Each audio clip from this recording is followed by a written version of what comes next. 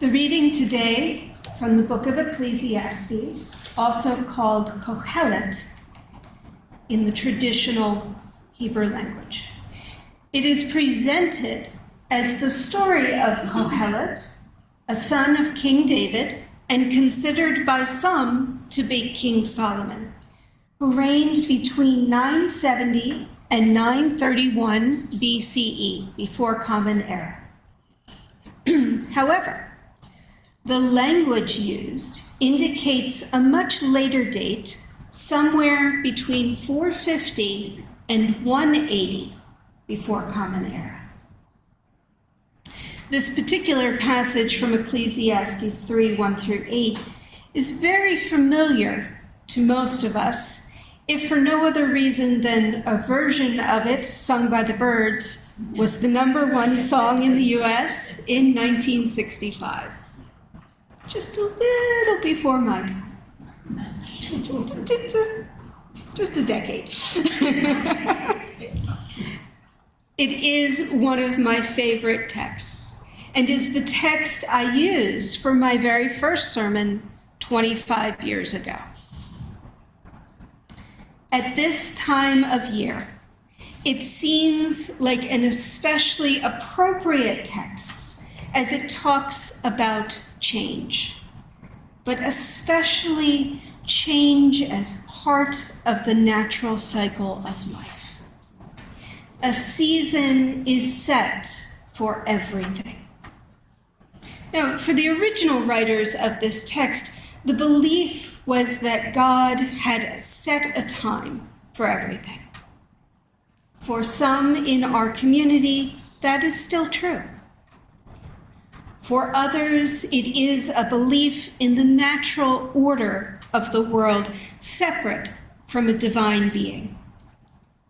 For still others, it is a reflection on the human experience in the larger world.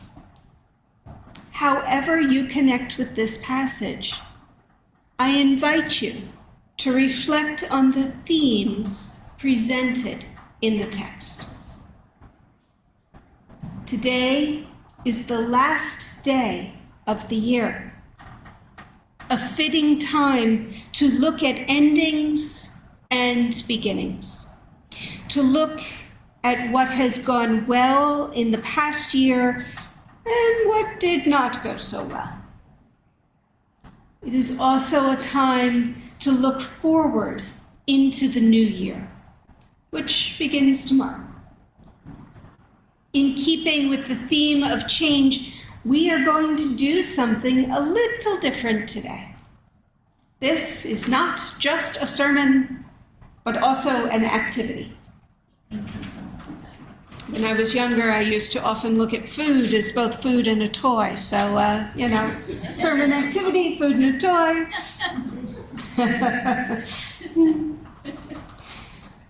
Hopefully each of you have a handout and a pen. If you don't, there are some on other chairs.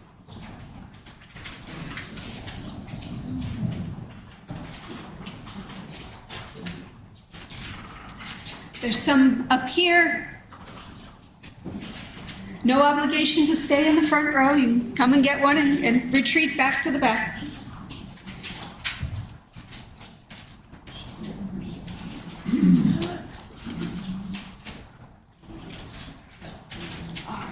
You will see on the handout 2 columns. On the left, burdens I wish to leave behind in 2023. And on the right, challenges I wish to take up in 2024. For those of you online, if you would like to participate, please take out a piece of paper and write burdens on one side and challenges on the other.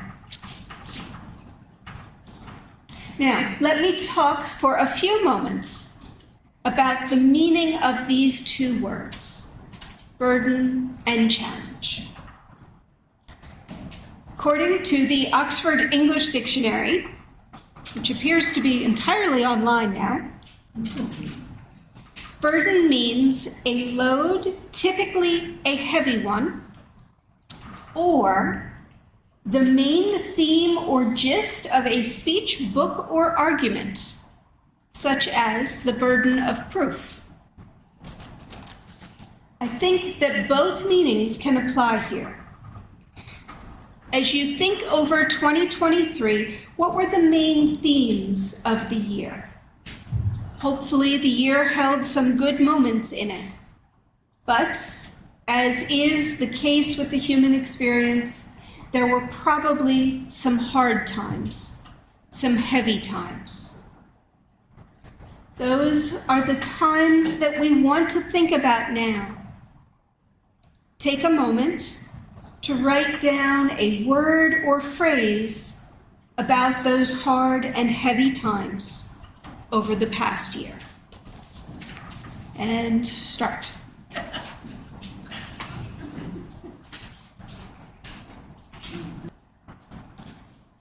And now the other side of the paper. Challenges for the year ahead. Returning again to the Oxford English Dictionary, the challenge is a call to take part in a contest or competition, or it can be an objection or query as to the truth of something, often with an implicit demand for proof. Burden of proof, if you will.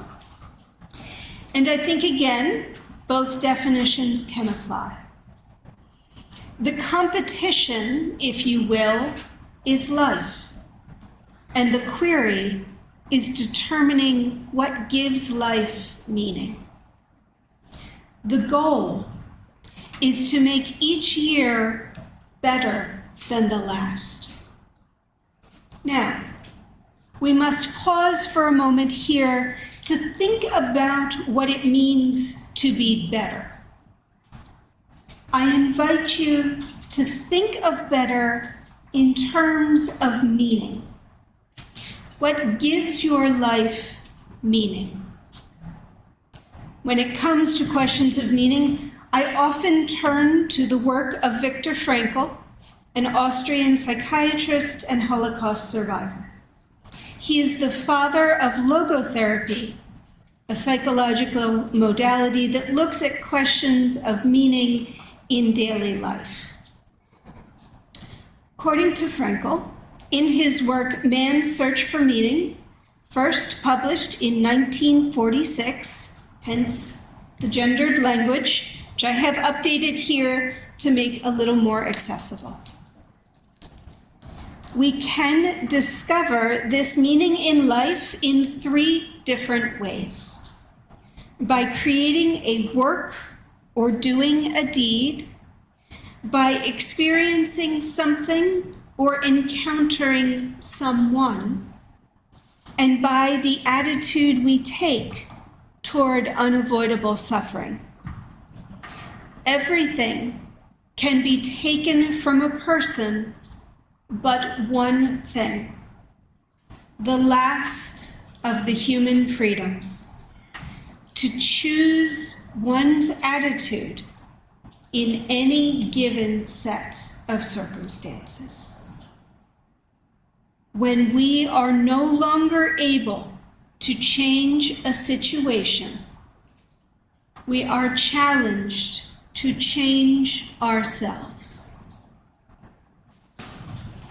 And so, with this in mind, let us return to today's activity and to the right side of the paper. Challenges I wish to take up in 2024. What will you do in 2024? This is not about New Year's resolutions, although that may be part of it. It is about how you will seek to find meaning in the year ahead. How will you choose to respond to things that are outside of your control? Take a moment now to write down a few words or phrases to remind you later of the thoughts that come to mind.